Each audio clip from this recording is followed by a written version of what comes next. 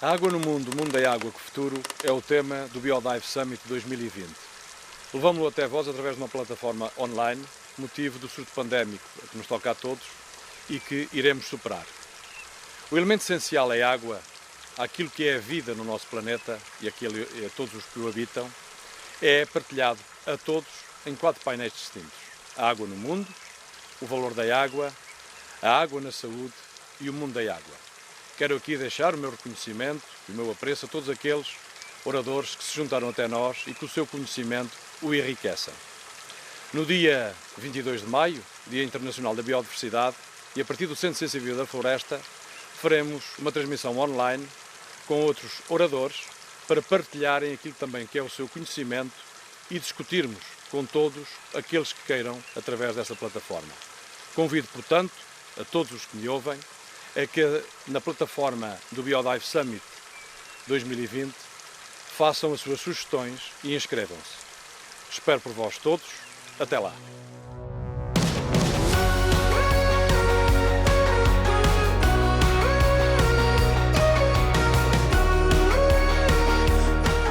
Bom dia a todos. O meu nome é Tiago Campante e sou astrofísico. E, antes de mais, gostaria de agradecer à organização desta cimeira o simpático convite e, claro, a oportunidade de poder aqui falar-vos um pouco sobre a água num contexto, eu diria extraterrestre. Bom, imagino que o título desta minha intervenção vos tenha deixado algo intrigados. Esse era, aliás, o objetivo. Mas o que é, afinal, um planeta oceânico, ou do inglês um water world? Bom, a definição que aqui irei adotar é de um planeta do tipo terrestre, logo maioritariamente rochoso, que contém grandes massas de água no estado líquido à sua superfície, ou então sob a superfície. E começo, obviamente, com o nosso planeta, a Terra. Portanto, cerca de 71% da superfície da Terra encontra-se coberta por oceanos, e segundo a definição que adotamos há pouco, a Terra é, portanto, um planeta oceânico, não sendo por acaso que lhe chamamos carinhosamente de planeta azul. Apesar de cobrirem grande parte da sua superfície, os oceanos não deixam de representar uns meros 0,023% da massa total da Terra, muito pouco. Ainda assim, os oceanos são os sócios maioritários da hidrosfera terrestre, sendo que 97,5% da hidrosfera se encontra sob a forma de água salina. Os restantes 2,5% são de água doce, sendo que 2/3 desta água doce se encontram aprisionados sob a forma de gelo nos calotes polares e em glaciares. Bom, a vida, tal como a conhecemos, necessita de água líquida, além, é claro, de uma fonte de energia e de nutrientes. Então, pergunto o seguinte: quão comum será a presença de água líquida noutros corpos celestes, possibilitando assim a sustentação de atividade biológica, ainda que muito simples, ao longo de escalas temporais geológicas? Bom, antes de tentar responder a esta pergunta, começo, no entanto, com uma advertência importante, que vai contra a nossa intuição.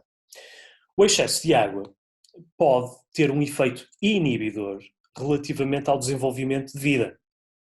Ora, a habitabilidade de um planeta oceânico julga ser-se bastante limitada caso a superfície do planeta esteja completamente coberta por água líquida. Em tal cenário, a água não conteria quantidades suficientes de fósforo e de outros nutrientes, de modo a que organismos oceânicos produtores de oxigênio, como é o plâncton, por exemplo, pudessem evoluir. Ora, na Terra, o fósforo é levado para os oceanos pelas águas de chuva, quando esta atinge as rochas expostas à superfície. Este é, obviamente, um mecanismo que não funcionaria num mundo com um oceano global. Por outro lado, simulações de planetas oceânicos com um volume de água equivalente a 50 oceanos terrestres indicam que a pressão no leito do oceano seria de tal forma intensa que o interior do planeta não mais seria capaz de suportar a tectónica de placas que conhecemos aqui na Terra, não é? E, portanto, assim fazer com que o vulcanismo fornecesse o ambiente geoquímico propício para o desenvolvimento de vida. Portanto, deixo esta advertência. Muito bem, com isto em mente, iniciamos a nossa viagem até aos confins do Sistema Solar e depois mais além, iremos mais além também, com uma missão muito simples, que é de encontrar água líquida. E a primeira paragem é Marte. Okay? Portanto, Marte alberga grandes quantidades de água, isso já sabemos. Esta água encontra-se quase exclusivamente sob a forma de gelo, com uma pequena quantidade presente na atmosfera sob a forma de vapor. Por outro lado, as rochas superficiais, à superfície marciana, mostram clara evidência de que existiu água líquida num passado algo distante. Mas então e hoje, na atualidade? Bom, a baixa pressão atmosférica à superfície de Marte, que equivale a 0,6% da pressão média ao nível do mar na Terra, e também as baixas temperaturas do planeta vermelho, a temperatura média global é de menos 63 graus Celsius, impedem a presença de grandes massas estacionárias de água líquida à superfície marciana. No entanto, a presença de alguma água líquida pode ocorrer transitoriamente sob certas condições. As chamadas linhas de declive recorrentes são desse exemplo. Podemos vê-las aqui na imagem à esquerda, a imagem principal. E elas são causadas pelo fluxo sazonal de água líquida salgada.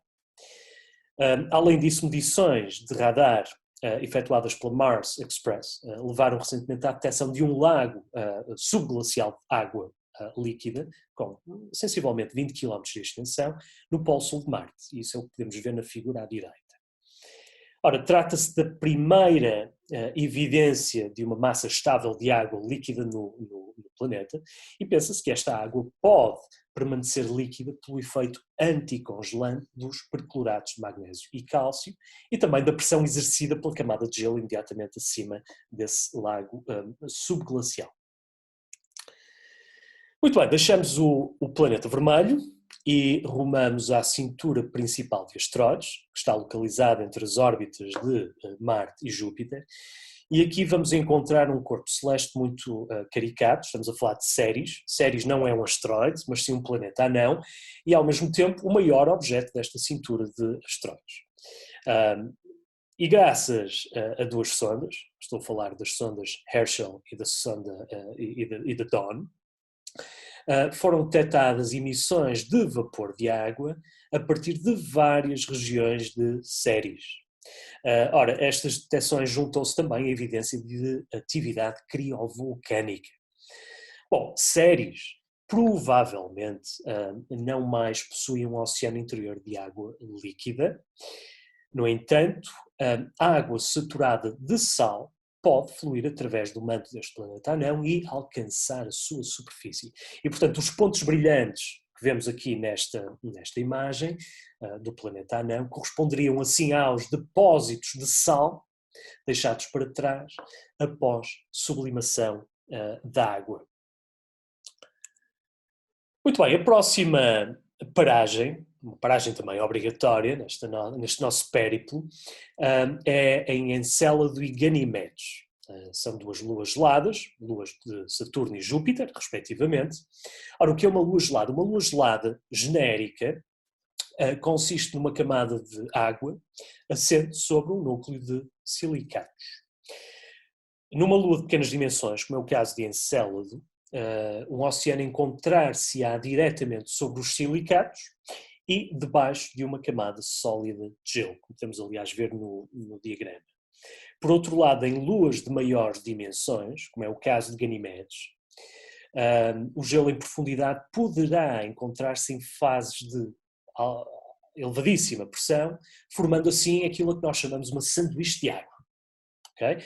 Onde temos um oceano aprisionado entre duas camadas de gelo. Ora, neste último caso, Observações aurorais, das cinturas aurorais de Ganimedes, que foram efetuadas com o telescópio espacial Hubble, permitiram inferir a presença de um oceano salgado subterrâneo.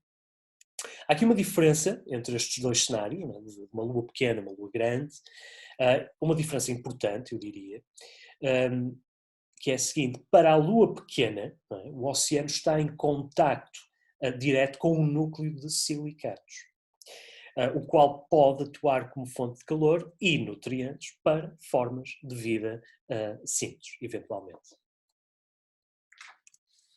Muito bem, e antes de deixarmos o sistema solar e rumarmos definitivamente às estrelas, fazemos uma última paragem nos dois gigantes gelados do nosso sistema planetário. Estou a falar-vos de Urano e Neptuno. Ora, pensa-se que Urano e Neptuno tenham sob a sua camada espessa de nuvens um oceano aquático supercrítico, envolvendo pequenos núcleos rochosos. Ora, o que é isso de um fluido supercrítico? Bom, um fluido supercrítico é uma substância a uma temperatura e pressão acima do seu ponto crítico, portanto não existindo mais uma distinção entre as fases líquida e gasosa. E tais oceanos representariam cerca de 2/3 da massa total destes dois planetas. Bom, uma vez que são fundamentalmente diferentes dos gigantes gasosos do nosso sistema solar, estou a falar de Júpiter e Saturno, nos quais o gás representa cerca de 85% da massa total, e sendo também fundamentalmente diferentes dos planetas terrestres, como são a Terra e Marte, maioritariamente rochosos, estes dois mundos gelados permanecem relativamente inexplorados até aos dias de hoje. E, como iremos ver de seguida, os gigantes gelados abundam na nossa galáxia. E, portanto, a futura exploração de Urano e Neptuno torna-se, na minha opinião, prioritária. Muito bem. Rumamos então às estrelas e aos planetas que as orbitam. Há pouco mais de 2 décadas era descoberto o primeiro exoplaneta em órbita de uma estrela do tipo solar. E tal feito viria a ser reconhecido, devem estar lembrados, em 2019 com o Nobel da Física. Ora, o número de exoplanetas conhecidos aumenta hoje a um ritmo diário. Eu diria. O impacto destas descobertas é significativo, tanto do ponto de vista científico, obviamente, como também de um ponto de vista social. Portanto, elas representam os primeiros passos da humanidade rumo à detecção e caracterização de outros mundos semelhantes à Terra, onde a vida eventualmente poderá ter surgido, e ao mesmo tempo elas levam à criação de novas sinergias entre a astrofísica e outras áreas do conhecimento, como são a geofísica e a biologia. Mas como é feita a detecção e caracterização destes mundos remotos? Bom, as técnicas de detecção de trânsitos e das velocidades radiais, estou a falar-vos de 2 técnicas apenas, são responsáveis pela descoberta de cerca de 96% de todos os exoplanetas hoje conhecidos. Ora, esta última técnica, a técnica das velocidades radiais, permitiu mesmo a detecção do primeiro exoplaneta em torno de uma estrela do tipo solar. Estou a falar-vos de 51 Pégasi b. Isto aconteceu em 1995, ou foi anunciado em 1995. A técnica das velocidades radiais baseia-se na detecção do movimento da estrela em redor do centro de massa do sistema planeta-estrela.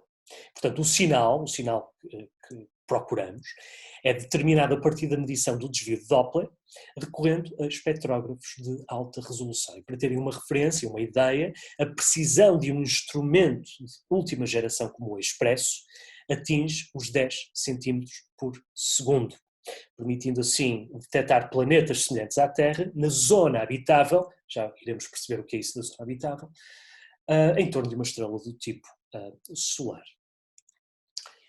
Agora falo-vos do outro método de detecção, o método de detecção de trânsitos. Portanto, quando um planeta atravessa o disco estelar, na perspectiva do observador, ele irá ocultar parte do brilho da estrela. Este fenómeno, chamado de trânsito, pode ser observado se o eixo orbital do planeta for perpendicular à nossa linha de visão. Ora, mantendo o tamanho do planeta constante, o seu trânsito será de mais fácil detecção quanto mais pequena for a estrela por ele orbitado. Isso podemos ver aqui neste diagrama, ao comparar o diagrama da esquerda com o diagrama da direita, em que temos um planeta de dimensões semelhantes, orbitando uma estrela de maiores dimensões à esquerda, de menores dimensões à direita.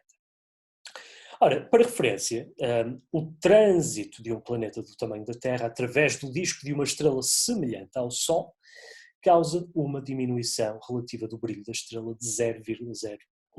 Portanto, uma diminuição diminuta do brilho da estrela. Muito bem. O que é que sabemos então hoje acerca das populações de exoplanetas? O que vem aqui é um levantamento sistemático de trânsitos conduzidos pela missão espacial Kepler, uma missão da NASA, que revelou a presença de milhares de candidatos a exoplanetas. Ora, neste gráfico mostram-se os raios, em termos do raio da Terra, está ao longo do eixo vertical, de todos os candidatos detectados pela missão Kepler em função dos seus períodos orbitais, ao longo do eixo horizontal. E o aspecto mais enigmático deste gráfico é o facto de 3/4 de todos os candidatos a exoplanetas terem tamanhos que vão desde o tamanho da Terra até ao tamanho de Neptuno. Neptuno é cerca de 4 vezes maior do que a Terra. Portanto, cerca de 3/4 de todos os planetas na nossa galáxia têm tamanhos compreendidos entre o tamanho da Terra e o tamanho de Neptuno. E isto não deixa de ser enigmático, pelo simples facto de estes planetas, embora tão comuns, não estarem representados no nosso sistema solar. Não há no nosso sistema solar nenhum planeta com tamanho compreendido entre o tamanho da Terra e o tamanho de Neptuno. Uma pergunta que interessa fazer nesta fase é a seguinte: quão comuns são os planetas de tamanho semelhante ao da Terra? Ora, um estudo recente mostrou que pelo menos uma em cada 6 estrelas tem um planeta do tamanho da Terra numa órbita de curta duração. Ora, uma vez que a Via Láctea, a nossa galáxia, alberga cerca de 100 mil milhões de estrelas, isto significa que existem pelo menos 20 mil milhões de planetas de tamanho semelhante ao da Terra. E isto na nossa galáxia apenas. Portanto, é um número que dá que pensar, quando pensamos nas implicações que isso terá, eventualmente, para o aparecimento de vida. Olhamos agora a outras classes de exoplanetas. Portanto, cerca de 1/4 das estrelas alberga aquilo a que chamamos uma super-Terra, isto é, um planeta com um raio entre 1,25 e 2 raios terrestres. A mesma fração de estrelas sensivelmente alberga aquilo a que chamamos um mini-Neptuno, isto é, com um raio entre 2 e 4 raios terrestres. E planetas de maiores dimensões são muito mais raros. Apenas cerca de 3% das estrelas albergam um Neptuno grande e apenas 5% das estrelas albergam um gigante gasoso.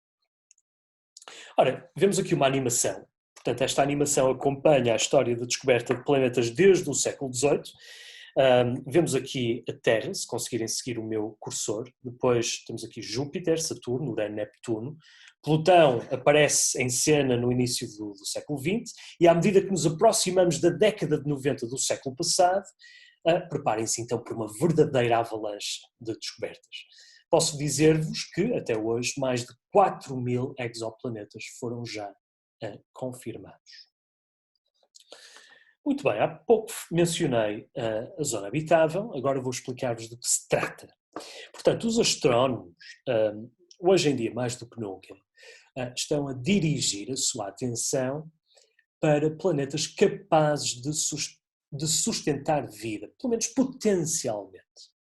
Ora, para que a vida seja uma possibilidade, a estrela-mãe, deverá sobreviver durante um intervalo de tempo suficientemente longo, de modo a que os seus planetas possam desenvolver vida. Isso parece-me óbvio.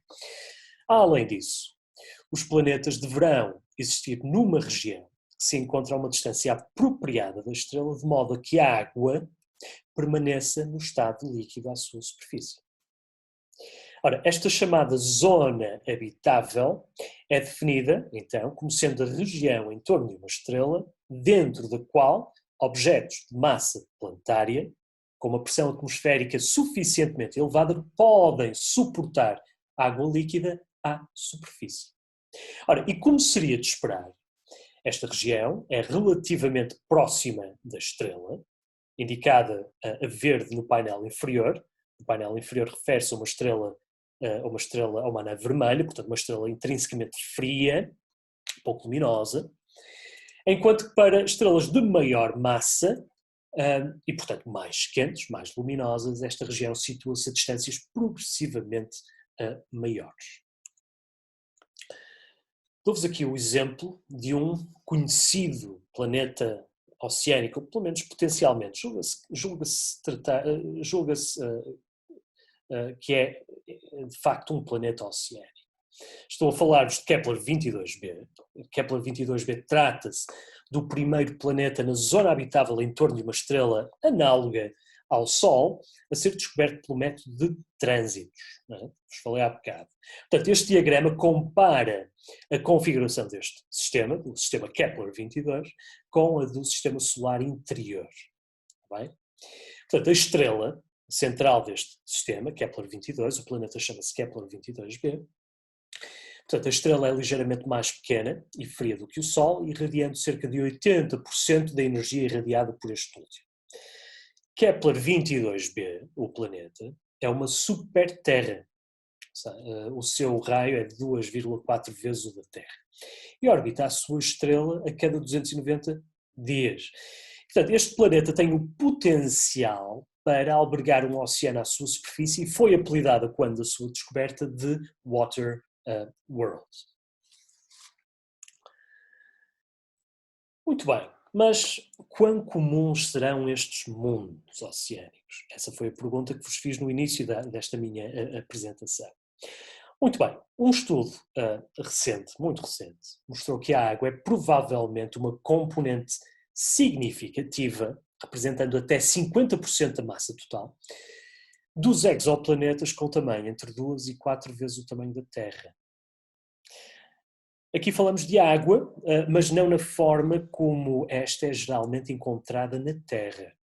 Passo a explicar. Portanto, espera-se que a temperatura à superfície destes planetas se situa ali na faixa dos 200 aos 500 graus Celsius. Portanto, a sua superfície poderá estar envolta por uma atmosfera dominada por vapor de água, com uma camada de água líquida por baixo.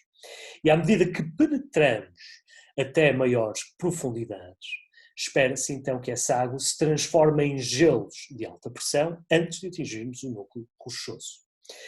Ora, devem estar lembrados, vimos isso num slide anterior, que estes planetas, ou seja, planetas com tamanho entre 2 a 4 vezes o tamanho da Terra, são também os mais comuns na nossa galáxia. A Via Láctea está assim repleta de mundos oceânicos, o que traz, obviamente, implicações para a procura de vida.